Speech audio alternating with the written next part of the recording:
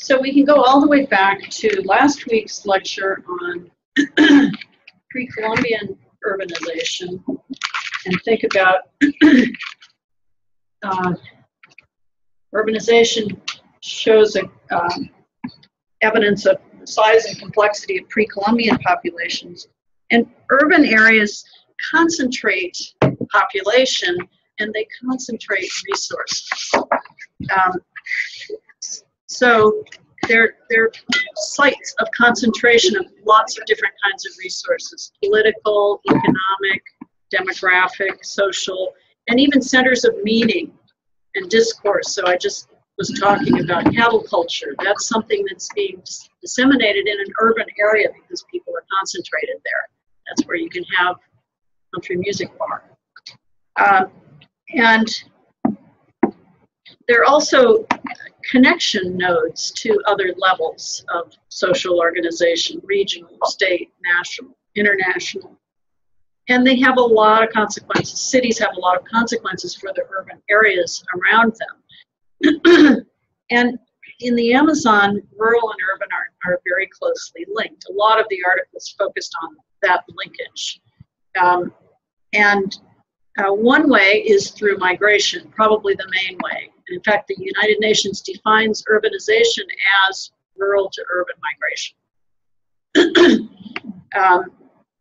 And in Amazon, demographers talk about push and pull factors.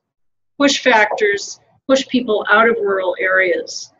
We had the Barbieri et al. Article talked in great detail about push and pull factors in Ecuador. So the push factors primarily being the lack of economic alternatives, pull factors being those urban services, healthcare, schools, and also, as I was mentioning before, family ties. And both of those things are operating, push and pull factors, in different ways in different places. And there's been, in previous periods, there was dominance of interregional migration. We talked about that during the rubber boom, people migrating from other parts of Brazil, Ecuador, Peru, into the Amazon region. And this was followed by all those frontier movements that we talked about just a little while ago within Brazil. And so in the 1960s and 70s, these were the kinds of migratory movements that dominated in the Amazon, movements from other regions into. That's not true anymore. Those massive migration flows are not happening at the same level anymore. So now there are many more people in the region, and each region is developing in its own complex way with a lot of internal movement. And so this rural to urban migration has been a long process in the Amazon, beginning with the kind of emptying out after the rubber bust, after the rubber boom stopped, and then the emergence of new municipalities and towns that congregated more people. From there, people moving to capital cities and sometimes capitals in other states. And all of this creating more connections between rural and urban areas. So, as I said, the Amazon has not really been a laboratory for the study of urbanization in the same way that it has been for tropical ecology or prehistoric settlements. It's been more a region to try to understand the anomalies of an urbanization process that doesn't really fit the theories developed elsewhere, and to understand the close connections between urban. So I'm going to go through a little bit about urbanization. I don't think this presentation is as long, and then we're going to divide into groups to think about how the urban connection affects the research that each of you is involved in. So I asked you to think about that. Talk about it later. But just to kind of go through the big sweep, originally the cities that first emerged in the Amazon in the post-colonial period had to do with commercial centers focused on rubber and other trade products. And this is a picture of Rio Branco back during the rubber boom. But then after the rubber bust, some of those rubber tappers migrated into the cities, quite a few of them. And so there was a kind of an incipient urbanization because of the stagnation of the rubber economy during the 40s, 50s, and 60s. And this coincided with the beginnings of the expansion of national economy in Brazil and elsewhere. And so urbanization and colonization sort of became a part of this post-rubber boom dynamic. And as I said, there's a kind of a gradual process. First, from the riverbanks, people moving from the interior, people moving to the riverbanks, where they have more access to traders coming through and other kinds of connections. And then from there, moving into small towns or municipal seats. And with highways, then moving to towns located on highways often and away from those riverside locations. And over time, then regional urban centers began to emerge in different parts of the Amazon. A lot of the migration still focused on capital cities where the resources, the services are located, and employment also opportunities are located. So these are part of these strategies people have been using that we were already talking about earlier to hedge their bets, to diversify their strategies in the face of declining potential economic alternatives in the rural areas, and also thinking ahead of their aspirations for the next generation. So really wanting their students to have an education, and that means going to town, like we were just talking about. You can see this is just some of the states in the Amazon region, but from over a 50-year period, it has become about 3/4 of the population in the Amazon now lives in cities. So that's true across all these states. I'm not sure what the statistics are like in Peru, but I suspect it's less urban. Not sure.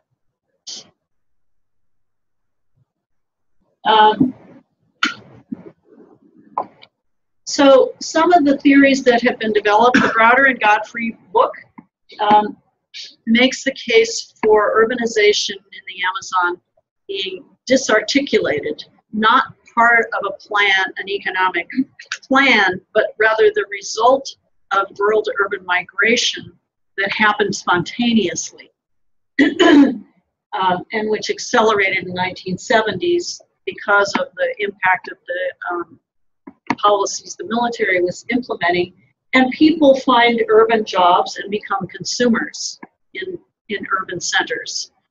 So many people who migrate from rural areas may have never had a paycheck before and may have never been able to buy goods in a store. So this is a huge change. Becker talks about cities as repositories of labor. That's where you can go find labor if you're an employer. And disseminating values such as consumerism, including country music and belt buckles. And also a location where social mobility can happen, and so people begin to be socially differentiated in an urban area in a way they might not be in a rural area. So you can see that cities have a lot of core functions in the Amazonian system. They talk about how heterogeneous the urbanization patterns are because of differences in local economic histories and because they're disconnected from agricultural development. So the classic theory of urbanization would have people moving from farming into the city. But urban growth in the Amazon is not connected to agricultural development. the history there is a different one from extractivism. And so people are basically pushed into cities and pulled because of the greater services, and the cities are not equipped to provide for all those people. It's a spontaneous movement, and this is true of most cities in developing countries, but certainly true in the Amazon. And you know, when the military was planning for the Amazon, they didn't plan for cities so much. So Browder and Godfrey had this kind of an interesting theoretical framework where they try to talk about the decline of forest resources as populations increase across these stages of landscape change and urbanization. So this is a nice generalized theoretical approach that I think probably, if you had enough data, they could show that this happens in general. But not every place goes through exactly this progression because of the heterogeneity they talk about. So this is a kind of a big, and they're trying to talk about this as a transition from pre-capitalist relationships to capitalist relationships dominated by the market economy. And again, there is some truth to that, I think, in the big sense, although it may not apply in any particular place exactly like. Now, and you know, this is an interesting, the fact that they're trying to plot what happens to the forest alongside urbanization kind of gets at the heart of some of the questions we'll be talking about. What are the implications of urbanization for natural resources and forest resources in the Amazon? In their view, it's not too promising. The Geddes article looks at a different level of understanding how these networks have begun to develop in particular regions, and trying to come up with a model of this. A couple of people really disputed whether it's possible to talk about patterns in the Amazon at all. But these are attempts to do that. And then you can identify where places don't fit the model. And then this pattern, this framework, which we've already looked at, trying to look at how these things intersect, and I'm not going to go into this in any detail. I wanted to talk a little bit about some of Bertha Becker's ideas from this book, which is published in 2004. So she's making this point that the moving frontier no longer drives population in the Amazon. She also points out that there are now new actors and interests, not only traditional populations, but even international bureaucracies are suddenly focusing on the Amazon with the growing concerns about deforestation and climate change. And she thinks that there are now three principal components to the dynamic of Amazon development.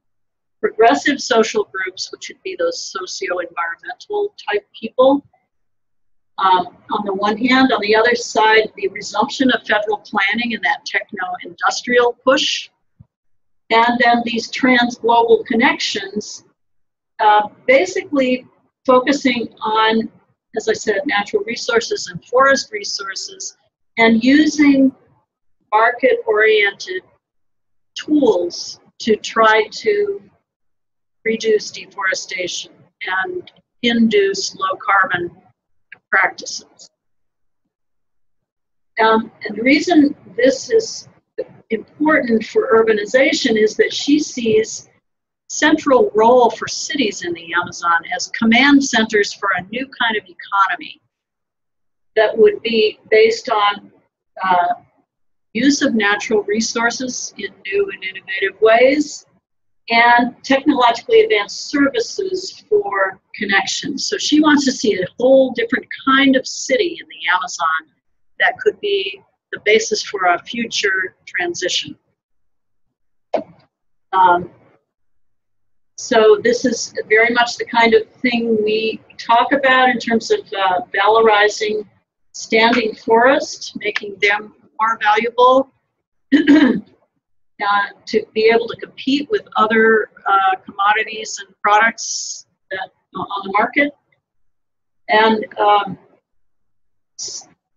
the idea of focusing on exporting, but also generating local and domestic benefits and consolidating these networks of cities. She's got a vision for how cities could be very important in a new transformation. Generating new kinds of products, but also environmental services. She talks about bioproduction chains for cities in networks, and Manaus would be the command center, Manaus being the largest center and situated in what she calls the forested heart of the Amazon. Manaus would be the command center, and she characterizes Rio Branco as a southern command center because of its strong focus on forests. So that's it.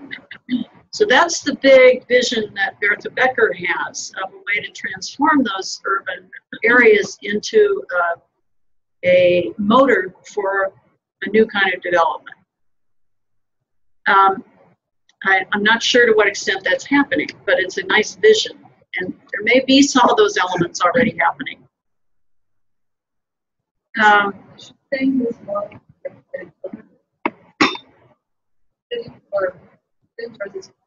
This is specifically about the Amazon.